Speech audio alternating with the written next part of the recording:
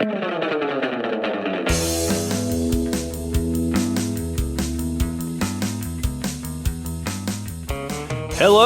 and welcome again to another episode of This Song Sucks, the podcast where three musician pals get together and talk about the songs that we hate. I'm Josh Kavanaugh, and I'm joined as always by Hayden Crawford, my fuzzy little bandit. How's it going, buddy? Feeling pretty fuzzy today. Hey, why aren't you guys wearing suspenders? I thought we had a suspenders rule for today. Adam, where's your fedora? Hayden, where's your hat? Where's your hat? I'm not a hat guy. I'm joined by our third guest, our third host today, Adam. Can I get some extra mayo with that, please? Morrow. You know, I can live with that. I can live with that introduction. Adam Hellmans, if you please, Morrow. I'm not messing around with some Hellmans. Get out of here. What's your mayo of choice there, then? Dukes. Dukes is the okay. That's the right answer. Dukes, always Dukes. How much mayo did you eat on your Friday night? Guys, I got to be honest here. I know this is an early digression in the pod, but I usually have a couple extra jars of Dukes in the pantry on standby, and we've had some funky weather events going on in North Alabama lately, and I've been kind of behind, and I am almost out of Dukes. And I don't go to the grocery store until tomorrow, and I'm kind of worried about the next 24 hours. So funny that this came up. This is the most disgusting aspect of your personality. What you're saying, Adam, is that, when there's a snowstorm in Alabama where everyone goes to the bread and milk aisle, you head straight for the mayonnaise? Man, when coronavirus first broke out last year and the toilet paper rush was on, I went slightly before that happened, but when the shelves, there were no canned beans, for example, on the shelves. Everybody had gone for it, but the Dukes was untouched. Your Hellmans, all that other crap, it had been picked over, but the, people with little class that eat Dukes, they need to just take it easy, man. Our stocks were already good. I was getting an extra third jar or something. All right. Okay. All right. Enough talk of bland condiments. Let's talk about bland music. Ooh, good one. This is actually a perfect segue. Yeah. As you mentioned earlier, get out your felt fedoras and suspenders, folks, because we are talking about the Lumineers' Ho Hey. I don't recall who Is it Johnny Depp in this band? He might be, actually. I don't recall who brought this song and suggested it, but what I do know is that when we approached Adam with some song choices, he saw that and said, "Yes, please. Can I do this one?"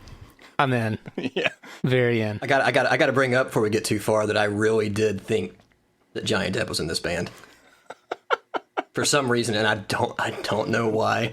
So it sent me down a Johnny Depp rabbit hole, reading his musical biography, because I could have sworn he was affiliated with this band at some point for some reason. He does play guitar, right? He does, and he's played on some records and toured a little bit. But you know what I found out about Johnny Depp? Despite not being ever involved with the Lumineers, he played slide on an Oasis record. Okay. Which Oasis record? Be Here Now, Fade In Out. No He's kidding. Playing slide guitar. He's playing slide guitar very poorly, but he's playing slide guitar on that track. Yeah. Who would have thunk it? He probably fit right in with the Lumineers then. So the founding members of this band are two guys named Wesley Schultz and Jeremiah Freitz, both from Ramsey, New Jersey, a suburb, I guess, kind of probably just a train ride from New York City. They began writing music and performing in and around New York City starting around 2005. Before they first became the Lumineers, they performed under various names, including Wesley Jeremiah, Six Cheek with the numeral 6, Wink, and Free Beer. At least they got their ambitions out in the open. Right. Nothing wrong with that. Well, Free Beer obviously is something that you put on a flyer to attract people, and as we'll see, that's kind of a common theme with both their band and their music. It's all about, hey, look at us. Ho, look at us. But Freitz said in an interview, the drummer, Jeremiah Freitz, "It wasn't serious at first. We were a crappy band doing terrible covers, but we slowly started getting away from covers and writing originals. We were doing everything. Vanilla singer-songwriter stuff, hard rock, electronic music. There was no focus. It was a mad, random mess." So they're just throwing anything at the wall to see what sticks here in these early days going around New York City. They landed on the name the Lumineers as a result of a mistake. So this is Schultz is actually saying this. He's admitting to this. We were playing a small club in Jersey City, and there was a band out there at the time called the Lumineers who were slotted for the same time, same day, but the next week. So the person running the show that night mistakenly announced us as the Lumineers. So they just stole the band name from somebody else. That's kind of dope, actually. You know how hard it is to name a band? They were lucky that someone did it for them. Also, I gotta say, not a bad band name for such a bad name. I kind of like the name, if I'm being honest. Not an awful name. It makes me think of like a Pinterest wedding or something. Well, after seeing them, that's what I think about. But like the name itself doesn't let me think Pinterest wedding on its own. No. But they definitely have white girl Christian wedding vibes for sure. I just imagine a bunch of dudes walking around with light bulbs in their pocket, just ready to help anybody out. But so anyway, the duo moved to Denver in 2009 after struggling to make anything happen in the New York City open mic scene. Heading out west, well, they'll appreciate me. Yeah, well, apparently Schultz began messaging Denver musicians he found on MySpace, of all places, before they made the move. And one musician replied and offered to help with contacts. My guess here, though, is that Schultz probably just message bombed as many people he could find on MySpace, because he mentions in an interview that they were looking at other places to move, some of which are even outside of the U.S., but my guess is that this guy in Denver was probably the only person to reply, so they moved to Denver. They hit the open mic scene in Denver, one observer saying they played the open mics like it was their job, so they're just going to every single one they can possibly find. Sick. Is that a compliment or no? It could be taken either way, obviously. I'm going no. I'm leaning no on that. These dudes have hustle, though. It could be an admiration of the hustle. Yeah, it makes me wonder, like, they're probably working as, like, waiters or something somewhere. Like, how are they making money? Obviously, it's probably cheaper to live in Denver than in New York. And I think that was a big factor, right? Yeah, I think he said in another interview that, like, they were both having to work so much in New York that they didn't have time to, like, fully commit to the music. So that's probably one of the main reasons they moved. So we don't have trust fund kids here? I could have sworn I had big trust fund kid vibes out of these guys. I didn't find anything that would kind of hint at that. I think this is still a relatively new band that they haven't been sort of objectively biographied, so everything I'm finding is quotations from them. No one has really... What a tragedy. Yeah, dug deep into them to... I'm just kind of having to read between the lines here.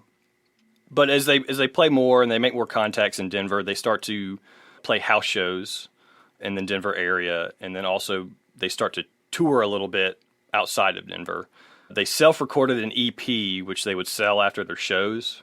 But their big break came when a YouTube video of the band playing Ho Hey at a house show made it to someone at a Seattle-based management firm called Onto Entertainment. They signed with the firm, and the firm actually funded the band's first studio album, which they recorded in Seattle. Oh, so my town is responsible for this. Yes. God damn it. It's not a record company. It's just a management firm that said, here's some money to record a record, because they had recorded a second EP, and I think it sounded like it just sounded so bad that the management firm was like, do not put this out. Here's some money. Go record a real album. So they record this album, and while they're doing this, they also start touring around the Pacific Northwest.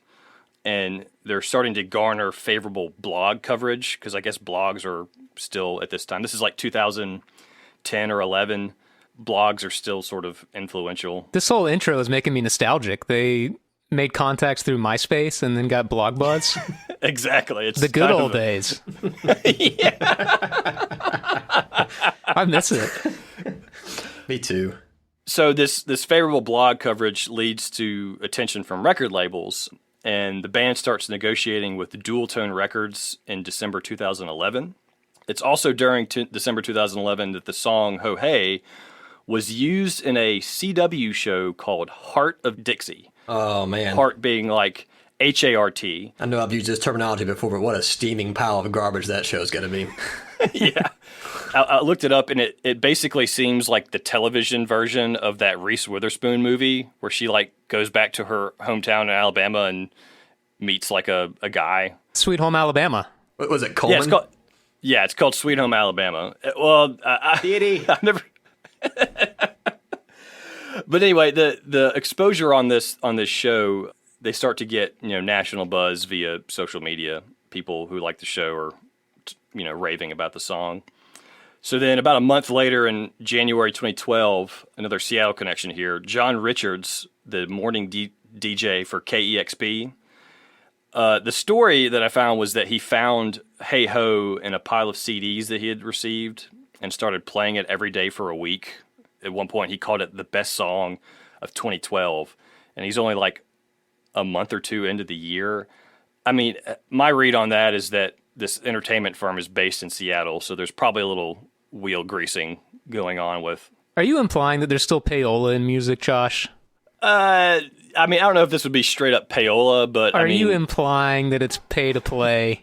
Don't be silly. I mean, it's just, it may not be pay to play, but there's at least an existing contact there between this management firm and like a nationally known radio station that's based in Seattle. Oh, most definitely. The ultimate radio station. The contract with Dual Tone was finalized in January 2012, and I couldn't verify this from other sources, but the Wikipedia article says that they apparently passed up offers from major record labels in order to sign with Dual Tone. Freight's the drummer again.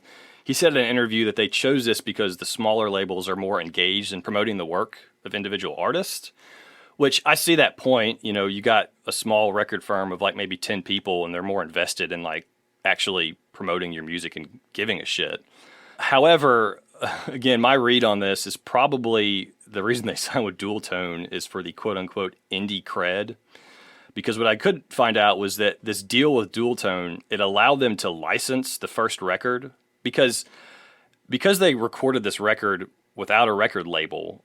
The record company they signed with didn't technically own it, but it allowed them to license their record to multiple independent labels. So basically what they did is Dual Tone was their US record label, and then they had, I think, 4 other small independent labels, one in Canada, one in Australia, and then one for like Europe. So this record came out with under 4 different labels. So it was like, hey, we're on this tiny little record label. We got this indie cred, but they're still able to get this international release that you would normally associate with like a major label deal. It's pretty clever. That's some classic indie maneuvering.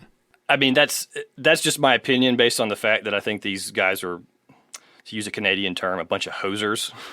Canucks. Canuckle fucks. Well, I wonder, them getting the sync early on, right? Like that's also talking about the nostalgia of MySpace and blogs. Like that as a discovery method is also very of its time.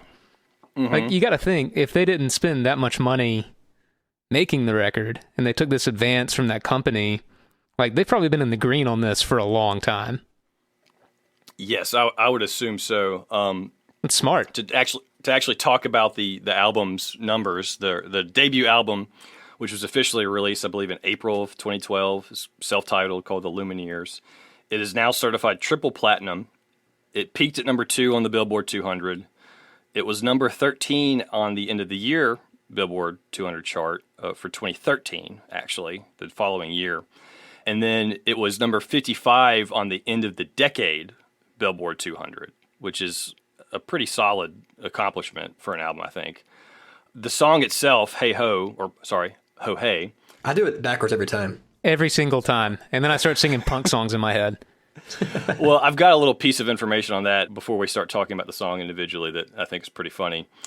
But the song, it peaked at number 3 on the Billboard Hot 100 on December 28th of 2012. It was behind Locked Out of Heaven by Bruno Mars and Diamonds by Rihanna. So that's a great Rihanna song. You couldn't have 2, or 3 very different songs there at the top. But the interesting thing about the song is that it debuted at number 90 in June of 2012. And so it slowly climbed to that peak position over the course of 6 months.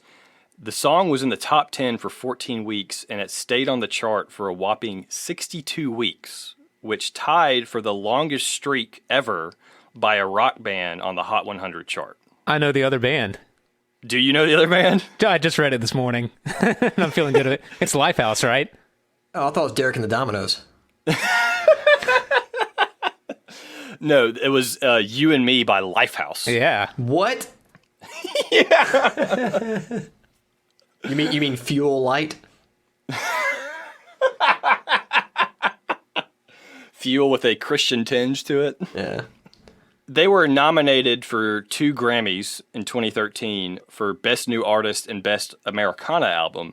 They lost both of those. They lost to the band Fun for Best New Artist, which Alabama Shakes was also nominated for Best New Artist that year. Mm-hmm. And I don't really know anything about Fun, but I know that if the Lumineers had won this award over the Alabama Shakes, it probably would have made a lot of people really furious. Yeah. Yeah, well, Fun is they were unstoppable that year. They had that We Are Young The song. Tonight. Yeah. Oh, Yeah. yeah. Yeah, God, that was, maybe that's a future episode, but that was the undisputed king of that category for sure. Yeah, I can understand that. But I think the more interesting one is the Best New Americana Album. So the other nominees who did not win were the Avett Brothers, John Fulbright, and Mumford and Sons. But the winner was Bonnie Raitt's album Slipstream. What? Bonnie Raitt out of nowhere. Yeah, this is a classic Grammys move of like, you gotta, maybe she missed one that she should have won earlier in her career. It's like the makeup award possibly, or going with the establishment. I don't know. Always fascinating to me. I like to think that, like, all those other people and, the Lumineers have very, very similar sounding music. And I think by that time, people were probably fucking tired of it. That too. So Bonnie Raitt did a Hold My Beer, I Got This kind of. If my dad is listening right now, he is trembling with excitement about us talking about Bonnie Raitt. Big D likes the Bonnie Raitt, huh? He does. He likes Bonnie Raitt quite a bit. She's fantastic. I think she's got a great voice. She's better than Eric Clapton, I'll tell you that much. Why do I keep talking about Eric Clapton? I'm sorry. It's obviously you're itching to do a Clapton episode. Mm-hmm. Hint, We'll wink. get there, buddy. They've got 2 other albums, one released in 2016, 2019, but it all sounds the same. I don't really give a fuck about either of them. They both reached number 1 and number 2 on the Billboard 200. The latest one, which was released in 2019, it's like they kind of did the Daft Punk Discovery thing where they made like music videos that come together to make a movie, but I didn't care to watch any of it. It just all seemed like garbage. But I have a couple of interesting, funny stuff I found about the band, the album, the song. So about the writing of the song Ho Hey, Schultz told, I guess it's a magazine or website, American Songwriter, the song was originally created during our time in New York as a kiss-off to disinterested concert goers. The song was an effort to get under people's skin at shows in Brooklyn, where everyone is pretty indifferent, and I figured if we could punctuate it with shouts, we might get someone's attention. Punctuate they did. So they're literally just yelling at the audience to say, hey, please pay attention now. I don't know how I feel about that information. I mean, this is what he said. I mean, I know that that's what he said, but I'm just saying, like, as an approach, I feel like a lot of bands end up writing their hit by accident.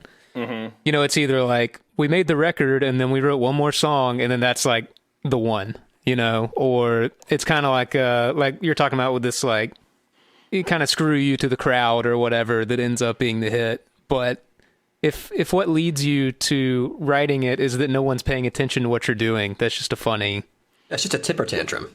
Yeah, instead of like a moment of self-reflection, you throw a temper tantrum. Well, I think, again, they wrote this when they were in New York, and so they were probably just playing open mics in, like, Williamsburg, and people were just probably tired of the fedora and suspenders gag at that point. They could have just, like, smacked their suspenders, For... Yeah! I mentioned earlier about Hey Ho versus Ho Hey. Apparently, it seems that the band intentionally switched the order of the song title to be Ho Hey, because they didn't want internet searches for Hey Ho to lead people to questionable content. I had a feeling that was going to be brought up. It seems very commercially calculating, but I will say this, that the Seven Dwarves had no problem with their banger Hi Ho. So I like how banger has been adopted as a term in this podcast as well. Oh yeah, you got to trademark that, buddy. Yeah. Banger, wink. So here, I got a little picture sharing for y'all, and I think we'll make this probably the banner on the website post when we put this up. On an episode of The Tonight Show with Jimmy Fallon in March of 2013, Fallon, Blake Shelton, and Nick Offerman perform a rendition of Ho Hey as the, quote, Chickeneers, which is just them in chicken suits doing a cover of the song where they just cluck and balk every line. And apparently this is a gag that Fallon has done multiple times before. But the funny part is that in June of 2013, so this is like 3 months later, Fallon actually had the band on the show to perform. And he introduces them while wearing the chicken suit. And so I'm going to share this image with y'all real quick. So bear with me for a second. Y'all see this? Oh man, he does not look. He does not look pleased. Yeah, he's standing right next to Fallon, who's in the chicken suit, and just looks so pissed off. Fedora man is not happy. Yeah. That's some nice denim he's got on though. Oh yeah, denim game is strong for sure. Denim enthusiast to denim enthusiast. So again, we'll put that up on the website for people to see. And the last little bit here I have about the song itself. This is a little bit about his influences. This is Schultz, the lead singer. So in an interview with the website uprootedmusicreview.com, Schultz said the following when he was asked about his influences. Quote, "One performance really stands out to me. I saw a Tom Petty show. I just remember him playing Last Dance with Mary Jane, and as the opening guitar line was being played, he opened up a chest on the stage that had not been opened the entire show, pulled out a hat, put that hat on for the duration of the song, and then opened the chest back up and put it in and shut it. That is the moment I took away from the show. This taught me everything I needed to know." I'm seething. So I'm so angry. I mean, he's singing one of like probably the greatest, rock performers of the last 50 years live, and the thing he gets out of it is a fucking hat. I know the exact show. I fucking hate this guy. Have you all ever seen the videos of that when he would like make a big to do about the hat? Those Petty shows in the 90s? I've never heard about this yeah, before. It was they're pretty fun if you look them up. I'll shoot some links. Oh, when he comes out to do "Don't Come Around Here No More" or something? Yeah. I mean, I'm sure the hat thing is cool to see, but the fact that he openly admits to that just being his biggest influence, there's no shred of irony in it either. Oh, yeah. No. A guy who is known for wearing a stupid fucking hat. We're really just here to bitch about the hat, aren't we? Yeah. Yeah, we could go. I think Hayden's ready to do it. But so, I mean, that's basically it about them and their rise. So let's just jump right into the things that we hate about this song. I think I'll go first just because it's, as usual, has a few more technical things in it, and I know that Adam has probably got a lot to say just about the band in general. But the first thing that stands out to me is that the percussion sounds like it was recorded inside an empty indoor swimming pool. I mean, it's just it's diffuse. It completely lacks any punch. It just sounds like noise to me. And, maybe their intent was to make it sound like they're just smashing a bunch of rusty trash cans together. But that shit's just not for me. Pass. The next thing is one of my biggest pet peeves is when a song has instruments added to it that don't really serve any purpose in the arrangement. So like an example of this would be when you see like the Eagles performing Hotel California and all 5 of them are playing the same thing on acoustic guitar. Except that sounds awesome. Yes, except that song is great. If you're watching Rock and Roll Hall of Fame, there's like 17 guys playing a Stratocaster. Yeah, we've all seen those videos of just so many people there playing the same thing. And I'm referring specifically in this song to the mandolin. Basically it just comes in halfway through the song and it's playing the exact same thing as the guitar, but just with, the higher mandolin voicings. Gratuitous mandolin. Yes, I hear this. It's not adding anything to the overall texture. It just sort of stands out to me as being, as you said, completely superfluous. It could have been arranged more effectively. It would have been more subtle, perhaps. But instead, to me, the effect is, oh, so I guess there's a mandolin now. Hooray. And I would imagine that the reason they did this is it's the Lumineers, and, you got to have that folk pop sound to it. He's like, hey guys, we'd better add a mandolin if anyone is going to take us seriously as an Americana band. Chris Thiele will be pissed if we don't. Exactly. Don't drag him into this. I'm sorry. Yeah, let's not drag that guy. I think part of both of the things that you brought up so far, and maybe I don't know if you're going to continue down this path, but you know, like you can hear him count into the chorus, right, and like do a few things like that. It seems like they're trying to get the whole, and this is mentioned in reviews, like campfire sing along kind of vibe going. And they do mention that in some of the interviews I saw. Like, you know, I mentioned earlier that they had recorded that second EP, and the entertainment firm was like, no, you can't use this. And I think part of it was because it just sounded so shitty, because they were just way over the top. And they even mentioned when they were recording in the actual studio for Ho Hey that it took forever because they weren't satisfied with this percussion sound. And it's like, take forever, and then that's what you land on? Seriously? God. This is not exactly Bruce Springsteen saying he didn't want to hear the stick hit the snare in Born in the USA or something. You know what I mean? Right. It's like deliberating over a cup of Folgers. Which is better, the Folgers in the red can or the, what's the one in the blue? Is the blue can decaf? Or is that extra know. bold? Blue is Maxwell House, dog. Smooth. Oh, yeah, sorry. What's the silky one? They have a silky flavor. I don't know about this, but I wouldn't describe anything that the Lumineers do as bold flavor. No. Or silky. Decaf is what they are. Absolutely. Extra decaf. But my next bit on what I don't like about this song is, again, it's another pet peeve, is when you have repeated lines of lyrics in a verse. I mean, repeated lines in a chorus, that's just what it is. It's the hook. It's the chorus. So I'm not a big fan of this in general. But he has the line, he goes, I've been sleeping here instead, and then he says, I've been sleeping in my bed twice. Doesn't change the melody, the lyrics the exact same. It's just lazy as shit. I mean, there's so many words that can rhyme with bed. There's just no excuse to repeat that line exactly the same twice in a row. I mean, could he just really not be bothered to write one more line? Just one more. Apparently not. Yeah, that also bothered me quite a bit. Maybe one thing, it was a good line, too. Like I personally don't have a problem with people repeating lines that hit hard in verses, but that one does not do that.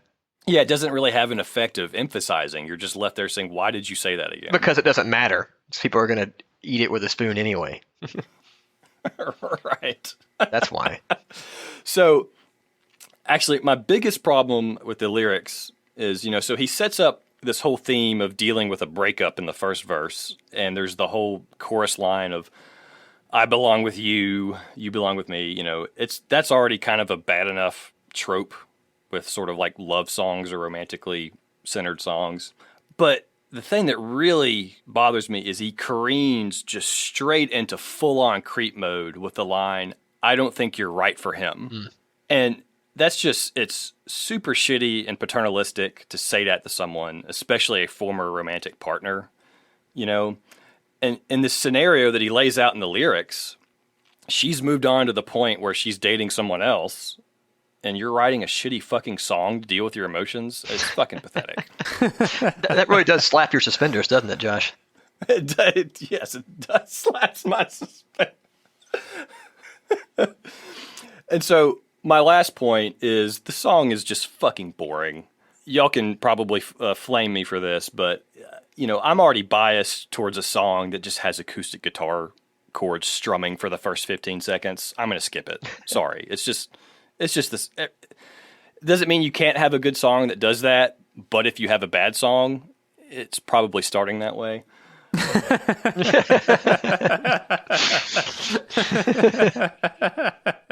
So other than that, there's just really nothing in this song to grab a hold of. I mean, the only memorable part in the song is that melodic figure in the chorus, I belong with you, you belong with me. And it's just because it's an earworm that's annoying as fuck. I mean, that particular melodic figure is not unique to them. You can find it in a lot of songs. If you say melodic figure one more time, I'm going to kick your ass, Josh. I'm sorry, that's what I bring to the table, Hayden. Just call me a nerd and move on. Fucking weenie. But the way he phrases it, it makes it sound all like cutesy and nursery rhyme, like childlike. And I mean, you guys know there's really not much more that annoys me more than children. So I just can't deal with it. And I mean, this is just true for their catalog overall. I mean, there's just nothing that distinguishes one song from the other. I mean, the melodies follow a similar pattern. Their chord progressions follow a similar pattern. The arrangements follow a similar pattern. I mean, don't get me wrong. There's nothing wrong with simple melodies and simple chord progressions or simple arrangements, but every single one of their songs is like this. And there's nothing interesting in the lyrics to draw me in. It's just lazy fucking songwriting, in my opinion. Yeah, lazy songwriting that almost broke a record. Yeah, well, I have a quote here. I know, Hayden, you're usually the quote person. I got quotes, buddy. I found a good quote about them being boring. It's specifically about this song. You better not steal my quote. I swear to God, I'm going to kick your ass if you have my quote right now. No, we mentioned it.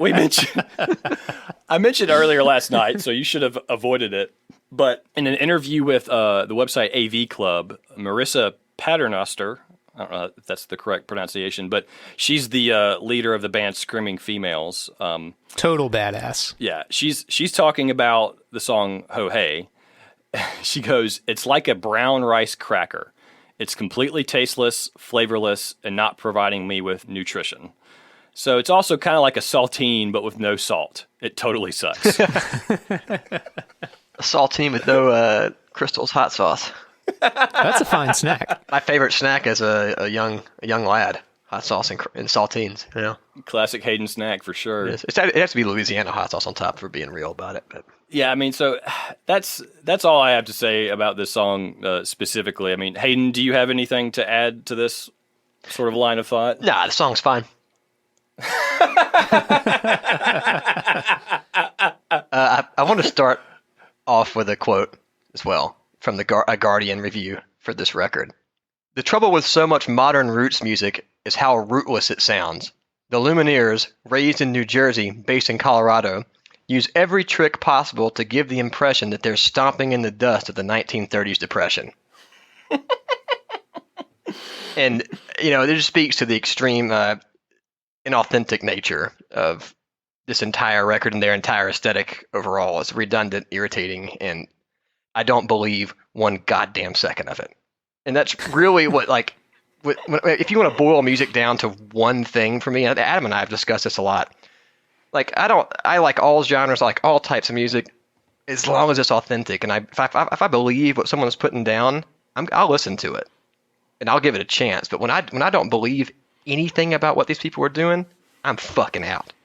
I mean, what about it is like? Are there things that you can point to that make you think that there's just nothing behind it? I mean, we just got through discussing all of them: the stale songwriting, the lack of effort, the general aesthetic of their vibe. You know, the suspenders, the hat. It's a look. It's a thing. It's not coming from a place of musical passion. It's not coming.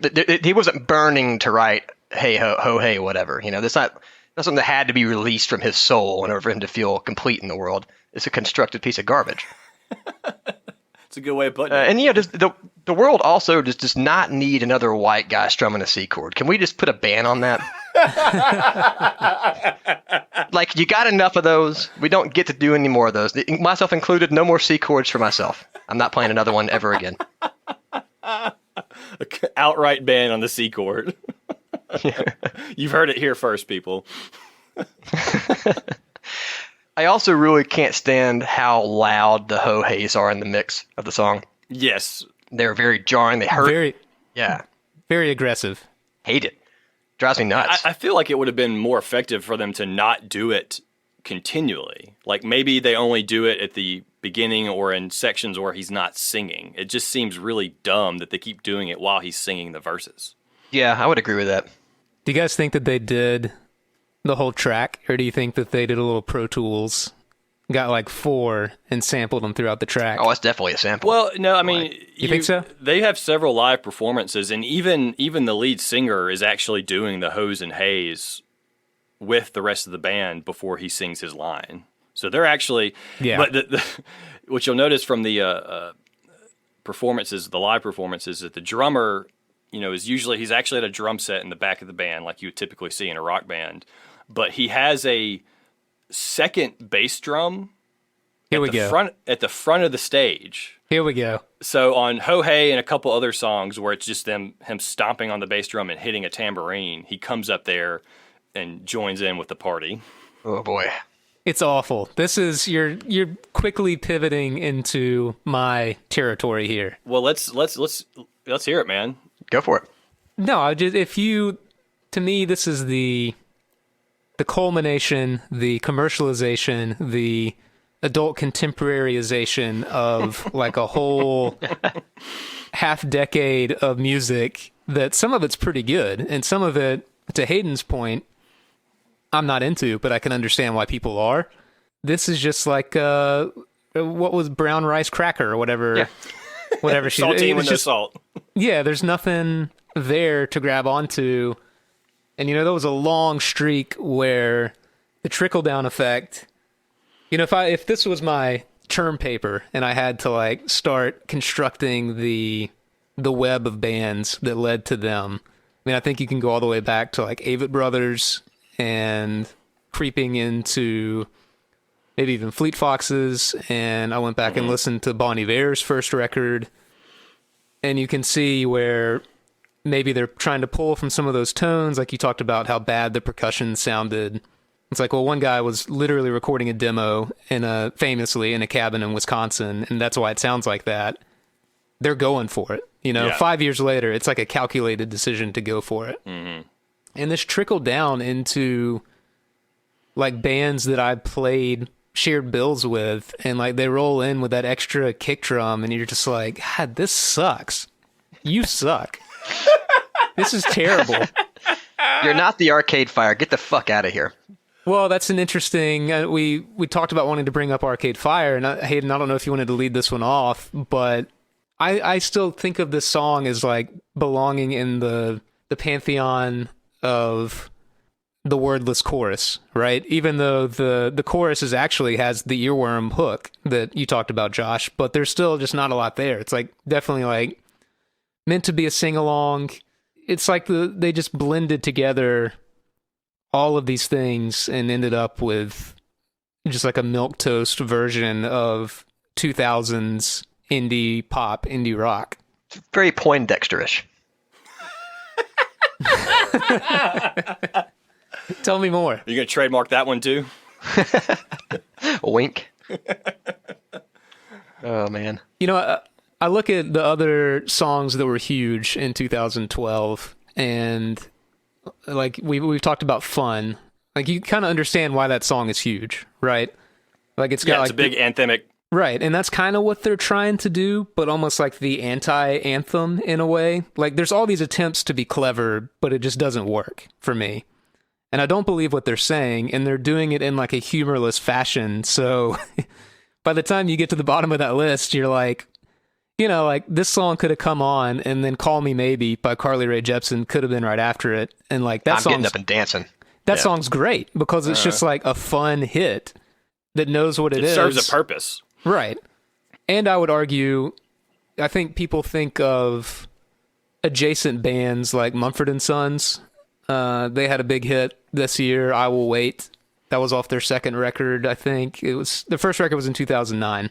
Mm-hmm. And even bands like that, like when you watch a live video of them, you kind of understand. Like you get it. You understand the attraction. They're selling it. They're not just... You believe them, even though it's not my thing. I believe Mumford. Yeah, well, sure. I did find one thing about that where, because they would get asked and be interviewed, and there'd be obvious comparisons to Mumford & Sons, and they kind of rankled at it. And their counter to that comment would always be that they were more of a pared back, subtle version. Like it didn't have all the bombastic, as Lindsay calls it, fast banjo, slow banjo, fast banjo, Right. Mumford & Son is definitely, I would say, more in the Arcade Fire bombast kind of category. Well, yeah, and so, I mean, you point out that the Mumford & Sons, the reason they work somewhat is that they have that energy and they're really putting it into their performance. So when you take that out... Right. What are you left with? Well, you're left with the fucking Nothing. Lumineers. I mean, the reason the Arcade Fire works is despite all these things, other aspects that we wouldn't normally like, is they're writing great songs behind all that, too. So without that, you're left with nothing. You believe the first... An empty bran flake. Yeah, you definitely believe the first few Arcade Fire. I mean, I believe them all. I think they take missteps, Yeah. but Certainly. they're hard on the sleeve, but in a good way. And this just seems Great band. divorced of emotion. I mean, I know it's not for them. You know, you've talked about seeing them live. I have seen this band live. I saw them Oh yeah. open. So Please do tell. yeah, I'll set it up. I'm a huge, for the listener, the uninitiated, huge U2 fan. Unapologetic, ride or die for all of it. Somehow we're still friends. Yeah, and I'm willing to. Ties in with your mayonnaise habit. Yeah, right. I know that the co-hosts here do not share my affinity for the band. That's okay. But seen them a few times. First time I saw them, Muse opened for them. I'm never going to go to a Muse concert, but you know what? In an arena, it was pretty fun. It was just fine. Florence and the Machine, same thing. She can sing her ass off. It was fun to watch. Then U2 comes on. See him a few more times. Finally, go to see him. They're going to play the Joshua Tree. I think we can all agree. Great record. They're doing the 30th anniversary thing. Fantastic record. They're going to play it top to bottom. So amped. The Lumineers were the opening band.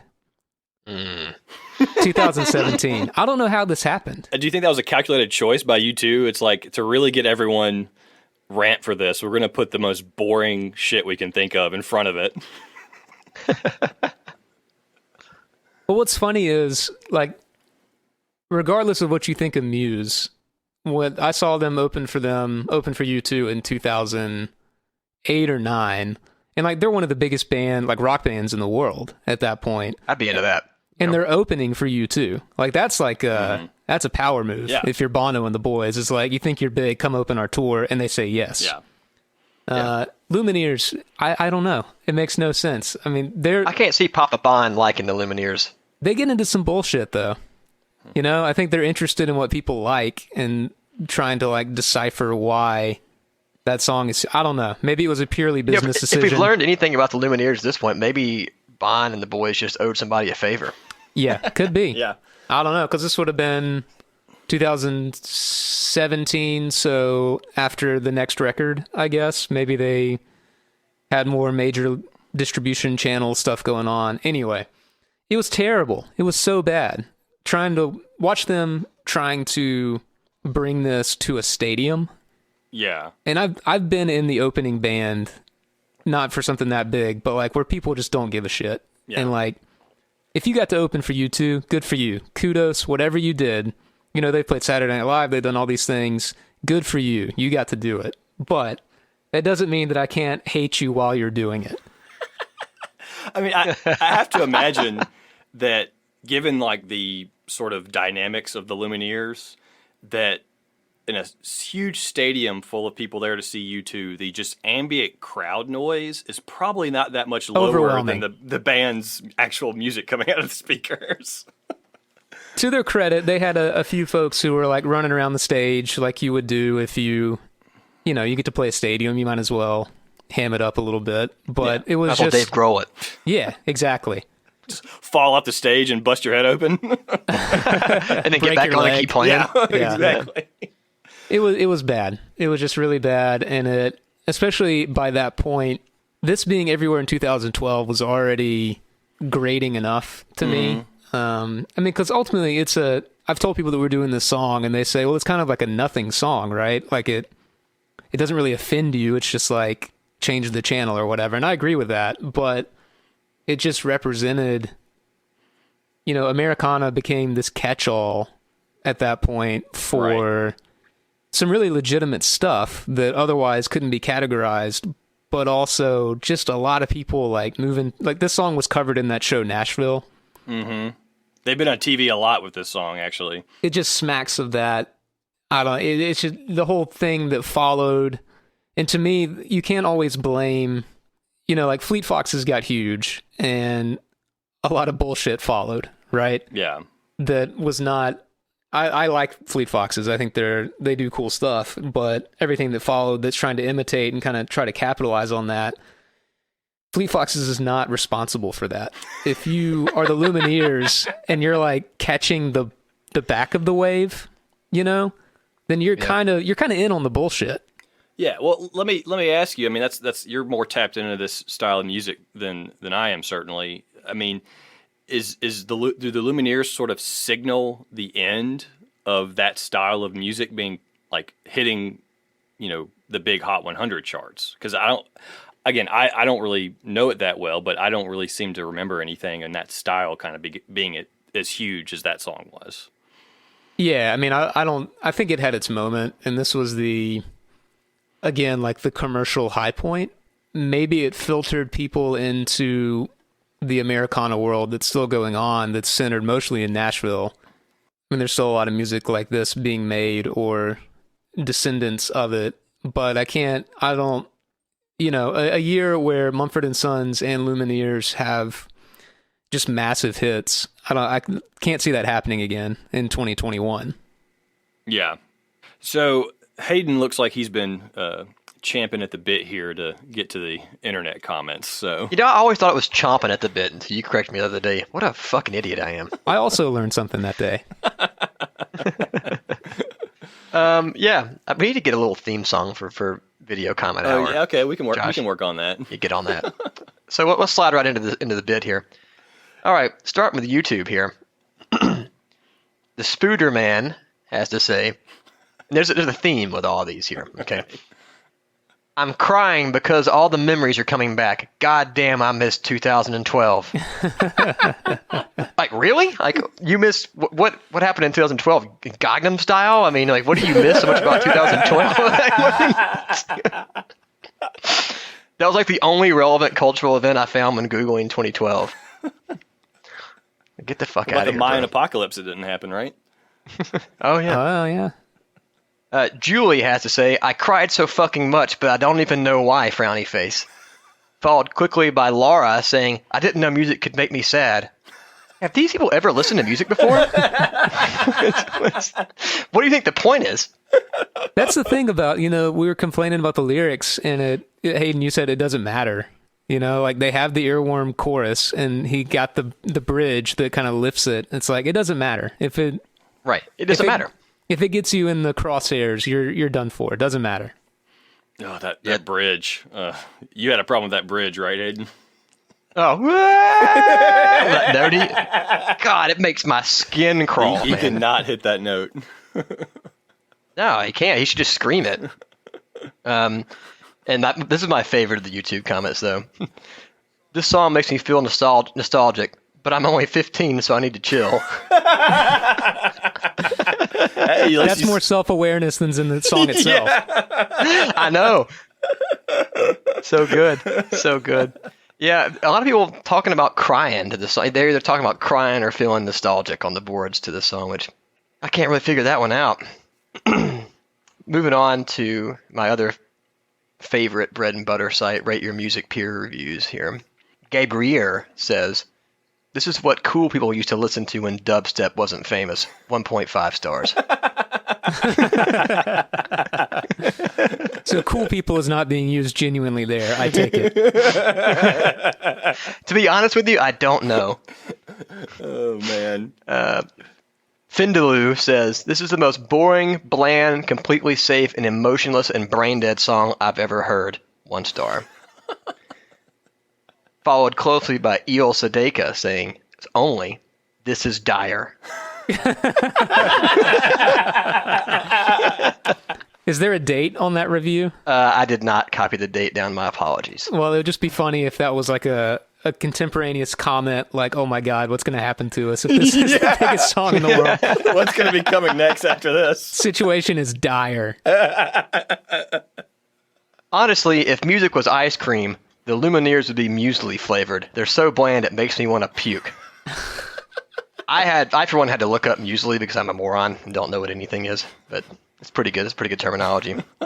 It means bran. If anybody okay, didn't know that. Thank bran you. Or oat, bran or oat flavored. Ooh, tasty. And that's pretty much it. I want to close on an article I found, an Esquire article written called "The Day Music Died for Me," and this is dated 4/16/2013. Okay, so very contemporary to the time of the song. Right. Let's take a band I was told was important this year, the Lumineers. What would interest me in a chanting jug band jamboree trio? Their suspenders and unusual hats? How am I supposed to feel when I listen to this music? Why the hell would I want to wander into the forest of this new music when I know I might run into that helpless whining creature? I might have to feed it. Damn, we could have just read that and been done. I know. That's why I wanted to close on it. That's a pretty good All right. backhand across the suspender. Knock your fedora right off. I think I'm gonna start using that. Really snaps my suspenders. So thank you, Yeah, Hayden. if there's one thing we've learned from this episode, that and I'm gonna kick your ass one day. if I keep talking about nerd stuff. Well, gentlemen, thank you as always. It's been a lot of fun, and we'll see everybody next time. This Song Sucks is brought to you by The Alabama Take. Follow us on Instagram at This Song Sucks Pod and on Twitter at SucksPod. You can also find us on the Alabama Take Facebook page. Comments, hate mail, and song suggestions for future shows can be sent to thisSongSucksPod@gmail.com.